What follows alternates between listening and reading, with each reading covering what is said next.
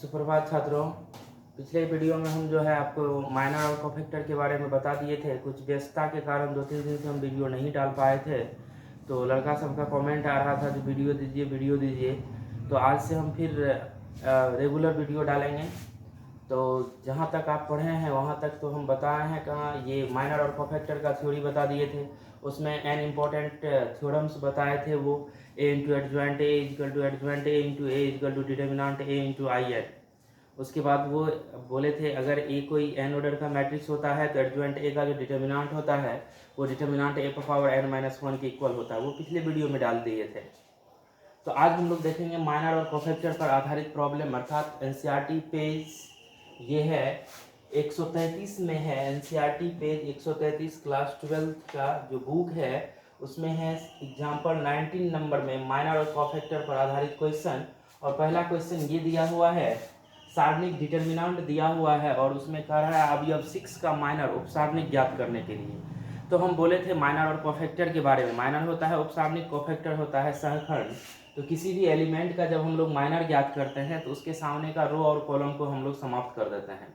जो rest element बचता है वही उसका क्या होता है, माइनर होता है। और ये भी बोले थे अगर आपका डिटर्मिनेंट अगर 3 ऑर्डर का होगा तो माइनर उसका 2 ऑर्डर का होगा। डिटर्मिनेंट अगर 4 ऑर्डर का होगा तो माइनर होगा 3 ऑर्डर का। मतलब डिटर्मिनेंट से हमेशा माइनर एक कम ऑर्डर का होता है। ऑब्जेक्टिव में लिखा दिए थे वीडियो में। तो यहाँ ये डिटर्मिनेंट दिया हुआ है, इसमें कह रहा है 6 का माइनर ज्ञात करने के लिए। 6 का इस तरह से इसका नवो एलिमेंट का हम माइनर ज्ञात कर सकते हैं। अभी कह रहा है 6 का माइनर ज्ञात करने के लिए, तो वही लिखे हैं अवयव 6 का उपसारणिक अर्थात माइनर ऑफ एलिमेंट 6। तो M23 का मतलब हो गया माइनर और ये 23 का मतलब हो गया दूसरा रो तीसरा कॉलम। ये देखिए 6 है कहाँ, दूसरा रो और तीसरा कॉलम में है। तो एलिमेंट का जब माइनर ज्ञात करते हैं तो वह जहाँ रहता है उसके सामने का रो और कॉलम को समाप्त कर देते हैं। ये 6 दूसरा रो में है और तीसरा कॉलम में है, अर्थात इसको और इसको समाप्त करेंगे तो रेस्ट बचेगा 1 2 7 8। देख लीजिए 1 2 7 8। फिर से समझ लीजिए माइनर के बारे में। अगर किसी भी एलिमेंट का माइनर ज्ञात करना हो तो वह एलिमेंट जहां है उसके सामने का रो और कॉलम को आप एलिमिनेट कर दीजिए। बाकी जो एलिमेंट बच रहा है उसको डिटर्मिनेंट फॉर्म में लिखिए, उसको सॉल्व कीजिए और आंसर हो जाएगा। तो ये 6 इसमें है, सेकेंड रो थर्ड कॉलम में है, इसको समाप्त किए तो बच रहा है 1 2 7 8 1 2 7 8। अब इसको क्या करना है, सॉल्व करना है। तो 8 इंटू 1 8 माइनस 7 2 जा 14, तो 8 में से 14 जाएगा -6। ये आंसर हो गया। M23 का मतलब हो गया दूसरा रो तीसरा कॉलम के एलिमेंट का माइनर। M23 का मतलब हो गया दूसरा रो और तीसरा कॉलम के एलिमेंट का माइनर। इस तरह से इसमें प्रत्येक एलिमेंट का कहेगा माइनर ज्ञात करने के लिए तो वो भी हो जाएगा। जैसे कहेगा 7 का माइनर ज्ञात करने के लिए तो इसके सामने का रो और कॉलम को समाप्त करेंगे। ये 4 एलिमेंट बचेगा, अर्थात 6 दूनी 12 -5 या 15 -3 हो जाएगा आंसर। अब हम लोग नेक्स्ट क्वेश्चन देखेंगे। अगला क्वेश्चन क्या है,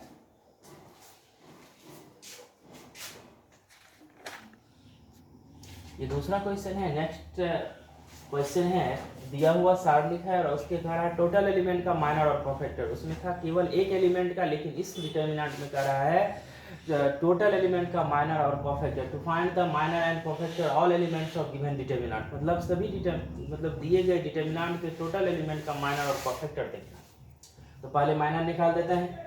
जो डिटर्मिनेंट था उसको डिटर्मिनेंट माने।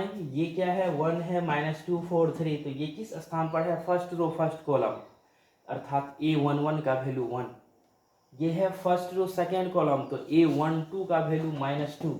ये है second row first column, A21 का वैल्यू 4। और ये है सेकेंड रो सेकेंड कॉलम 2 2, वो वैल्यू क्या है 3। ये हम लिख दिए, कोई दिक्कत इसमें। अगर किसी भी तरह की परेशानी होती है तो आप फोन से भी संपर्क कर सकते हैं या कमेंट में लिखिए जिस क्वेश्चन में हमको प्रॉब्लम है, तो उसको फिर अगले वीडियो में दूर कर दी जाएगी। अब है माइनर देखना है। जैसे 1 का माइनर देखना है, 1 का, तो बोले हैं माइनर जो निकालते हैं उसके सामने का रो कॉलम को हटा देंगे, जो रेस्ट एलिमेंट बचेगा वही होगा। जैसे 1 का माइनर निकालना हो तो इसके सामने का रो और ये कॉलम समाप्त होगा, जो बचेगा क्या बचेगा 3। ये 3 हो गया माइनर। तो वही लिखे हैं माइनर ऑफ एलिमेंट 1। माइनर को M से डिनोट करते हैं और पहला रो पहला कॉलम है, पहला रो पहला कॉलम 1, इसलिए लिए पहला रो पहला कॉलम, तो 3 होगा, क्योंकि 1 का इसके सामने का रो कॉलम समाप्त, तो ये 3 होगा। अब है माइनर ऑफ एलिमेंट -2। ये कहाँ है, पहला रो दूसरा कॉलम, अर्थात M12 और इसका मान हो जाएगा इसके सामने का रो और कॉलम खत्म, तो क्या बचेगा 4। इस तरह से 4 का माइनर ज्ञात करना है तो ये रो और ये कॉलम समाप्त होगा तो क्या बचेगा -2। और इस तरह से 3 का माइनर ज्ञात करना है तो ये रो और ये कॉलम समाप्त, तो क्या बचेगा 1। तो ये माइनर हो गया। अब कॉफैक्टर जो हम लोग मालूम करते हैं तो उसी माइनर में प्लस माइनस साइन जब लगा देते हैं तो वो कॉफैक्टर होता है। उसके लिए एक फार्मूला बताए थे, जैसे इसका कॉफैक्टर मालूम करना हो तो 3 ही होगा, इसका कॉफैक्टर मालूम करना है तो -4 हो जाएगा, क्योंकि ये देखिए इसको जोड़ने के बाद 2 1 3 विषम हो रहा है। जैसे ही विषम होगा तो माइनस लगता है, सम होता है तो प्लस होता है। ये 2 1 3 विषम हो रहा है तो यहाँ माइनस माइनस क्या हो जाएगा प्लस, और ये 2 2 4 प्लस हो रहा है तो ये 1 ही होगा।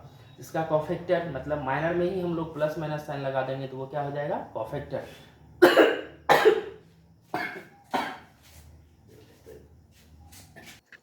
कॉफैक्टर जो होता है माइनर में हम लोग प्लस माइनस साइन लगाते हैं, वही कॉफैक्टर होता है।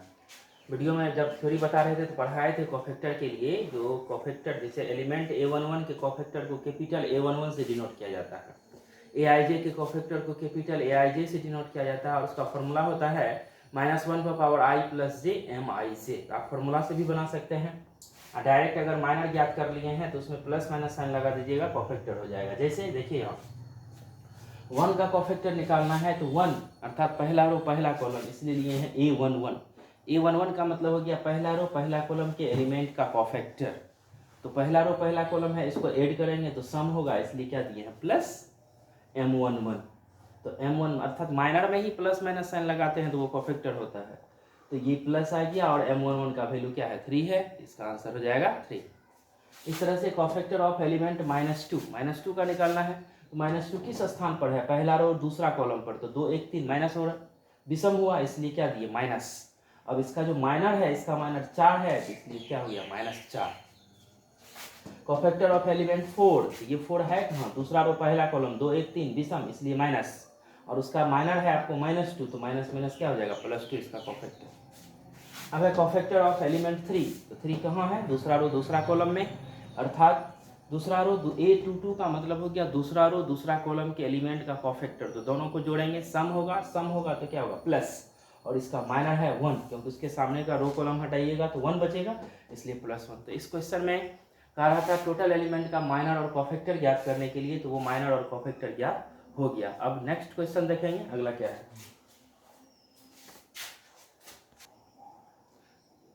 नेक्स्ट क्वेश्चन है, देखिए एग्जाम्पल 21 में कह रहा है, ये एक तरह से थ्योरी ही है और इस तरह का थ्योरी हम पढ़ाए हैं वीडियो में, पिछले जब थ्योरी पढ़ा रहे थे पिछले वीडियो में। तो इसमें दिया हुआ है ये डिटर्मिनेंट 3 ऑर्डर का है, और इसमें कह रहा है A11 और A21 का माइनर और कॉफैक्टर। यहाँ एलिमेंट है A11 और A21, यहाँ डिजिट में नहीं दिया है, वैसे दे दिया है A11 और A21, कोई बात नहीं है। अभी अब A11 का माइनर निकालना हो तो A11 है इसलिए लिखे हैं माइनर, माइनर को M से डिनोट किया जाता है, A11 अर्थात M11 अर्थात पहला रो पहला कॉलम का माइनर। तो बोले हैं माइनर ज्ञात करते हैं तो वो एलिमेंट जहाँ है उसके सामने का रो और कॉलम को समाप्त कर देते हैं। तो A11 है अर्थात पहला रो पहला कॉलम, इसका माइनर ज्ञात करना है तो इसके सामने का रो और ये कॉलम को समाप्त करेंगे, ये 4 एलिमेंट बचेगा A22 A23 A32 A33, देख लीजिए। अब इसको सॉल्व करेंगे, इसको दोनों को मल्टीप्लाई करके इसको मल्टीप्लाई करके माइनस कर देंगे, ये हो गया इसका माइनर। अब कॉफैक्टर जो होगा उसी में माइनर में ही प्लस माइनस साइन लगाते हैं तो वो कॉफैक्टर होता है। अगर एलिमेंट सम स्थान पर होता है तो प्लस होता है और विषम स्थान पर होता है तो माइनस होता है। A11 का कॉफैक्टर कैपिटल A11, कॉफैक्टर को कैपिटल A से डिनोट करते हैं। A11 है, इसको जब ऐड करेंगे तो ये इवन नंबर आएगा, सम आएगा, इसलिए लिखे हैं प्लस M11। तो जो वैल्यू है वही दे दीजिए प्लस में। A21 का माइनर होगा अर्थात दूसरा रो पहला कॉलम का माइनर, तो M21 ये जहां है उसके सामने का रो और कॉलम को समाप्त करेंगे, दूसरा रो पहला कॉलम, ये दूसरा रो समाप्त होगा पहला कॉलम, तो ये A12 A13 A32 A33 ये बचा। अब इसको सॉल्व करके लिखेंगे, इतना को पहले मल्टीप्लाई करेंगे फिर इसको मल्टीप्लाई करके माइनस कर देंगे, ये माइनर हो गया। कॉफैक्टर क्या होगा इसी का, इसमें माइनस लग जाएगा क्योंकि ये दूसरा रो पहला कॉलम दोनों को जोड़ेंगे तो 2 1 3 विषम हुआ, जैसे ही विषम हुआ तो माइनस M21, तो M21 का वैल्यू दिए, तो ये हो गया कॉफैक्टर। अगला क्वेश्चन जो है नेक्स्ट क्वेश्चन है आपको 22 नंबर का, उसमें 3/3 का जो डिटर्मिनेंट दिया है उसमें कह रहा है टोटल एलिमेंट का माइनर और कॉफैक्टर ज्ञात करने के लिए। तो आप इस तरह से उसमें जितना एलिमेंट है सब का माइनर और कॉफैक्टर ज्ञात कीजिएगा। कोई दिक्कत नहीं होगी। अब हम लोग एक्सरसाइज में चलेंगे 4.4 में, जो क्वेश्चन बनाने वाला है, जो इम्पोर्टेंट क्वेश्चन है या जो अच्छा क्वेश्चन है, जो आप लोगों से नहीं बनेगा, दिक्कत होगी, तो उस क्वेश्चन को हम सॉल्व कर देते हैं। 1-2 क्वेश्चन ऐसा है, ठीक है। आगे देखिए, नेक्स्ट क्वेश्चन है एक्सरसाइज 4.4 का 1-2 छोड़ दिए हैं, क्योंकि 1-2 जो है उस तरह का वर्कआउट में बना दिए हैं। ये तीसरा क्वेश्चन है, कह रहा दूसरी पंक्ति के अवयवों के शाखंडों का प्रयोग करके दूसरी पंक्ति के अवयव का शाखंड लेना है। तो कह रहा डिटर्मिनेंट का मान ज्ञात कीजिए। याद कीजिए, हम वीडियो में डाले थे, थ्योरी पढ़ाए थे, जो किसी भी डिटर्मिनेंट में जो होता है एक रो लेते हैं और उसी का कोफैक्टर लेते हैं और उसको गुना करके जोड़ते हैं तो डिटर्मिनेंट के बराबर होता है। और जब डिफरेंट होता है, जैसे एक का रो लेंगे दूसरे का कोफैक्टर लेंगे, दोनों को गुना करके जोड़ते हैं तो उसका 0 होता है।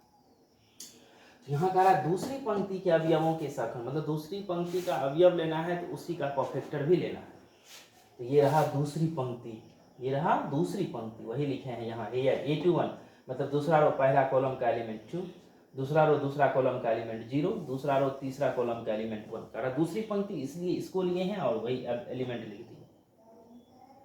अब कोफैक्टर निकालना है उसी का, जैसे A21 का कोफैक्टर होगा माइनस लगेगा, क्योंकि 2 1 3 विषम माइनस, तो कोफैक्टर जो होता है माइनर में प्लस माइनस लगाते हैं, तो माइनर होता है उसके सामने का रो कॉलम को समाप्त करेंगे, तो 2 का माइनर रो कॉलम समाप्त, 3 8 2 3 3 8 2 3। इसको सॉल्व करेंगे, 9 माइनस 16, ये हो जाएगा -7 माइनस +7। फिर 0 का कोफैक्टर मालूम करना है, तो इसके 0 का है तो ये 2 2 है, इसलिए क्या लिखेंगे प्लस, इसके सामने का रो और ये कॉलम समाप्त, 5 8 1 3, इसको लिखेंगे 5 3 जा 15 -8 7। अब इसका 1 का निकालना है, तो यहाँ दूसरा रो तीसरा कॉलम है तो माइनस तो लगेगा ही, इसके सामने का रो कॉलम समाप्त, 5 3 1 2, इसको सॉल्व करेंगे, 5 2 जा 10 -3, ये हो जाएगा -7। सब एलिमेंट निकाल लिए और सबका कोफैक्टर भी निकाल लिए। अब दोनों को गुना करके, जो एलिमेंट है उसी का कोफैक्टर से गुना करना है, और वो गुना करके जब जोड़ते हैं तो वो डिटर्मिनेंट के बराबर होता है। जैसे A21 capital A21 plus A22 capital A22 plus A23 capital A23, तो ये होगा डिटर्मिनेंट के इक्वल। यहाँ देखिए A21 एलिमेंट उसका कोफैक्टर, A22 एलिमेंट उसका ये कोफैक्टर, A23 एलिमेंट और उसका कोफैक्टर, मतलब ये सेम है। यहाँ 21 है, यहाँ 21 है, 22 है, 22 है, 23 है, मतलब ये जब सेम होता है इसका मतलब जो एलिमेंट लिए हैं उसी को कोफैक्टर लिए हैं और गुना करके उसको जोड़ रहे हैं तो वो डिटर्मिनेंट होता है। A21 का वैल्यू 2 है, A21 का वैल्यू -7 है, +7, A22 का वैल्यू 0 है। यहाँ स्मॉल में जो है वो एलिमेंट है, कैपिटल में जो है वो कोफैक्टर है, तो सबका एलिमेंट दिए, उसको सॉल्व किए तो ये कर लिया +7, और यही हो गया आंसर।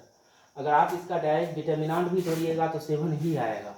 तो हम जो थ्योरी पढ़ाए थे वही है, जो किसी भी डिटर्मिनेंट में अगर एक रो लेते हैं और उसी का कोफैक्टर को गुना करके जब जोड़ते हैं तो वो डिटर्मिनेंट के बराबर होता है, और जब डिफरेंट होता है तो वो क्या होता है 0। डिफरेंट का मतलब एक का रो लेंगे और दूसरे का कोफैक्टर लेंगे तो वो क्या होगा 0। इस तरह का ऑब्जेक्टिव दिया हुआ है और 5 नंबर में ऑब्जेक्टिव दिया हुआ है, तो उस ऑब्जेक्टिव को हम लोग देखेंगे, चैप्टर में ही है। अब देखेंगे इसका नेक्स्ट क्वेश्चन 4 नंबर।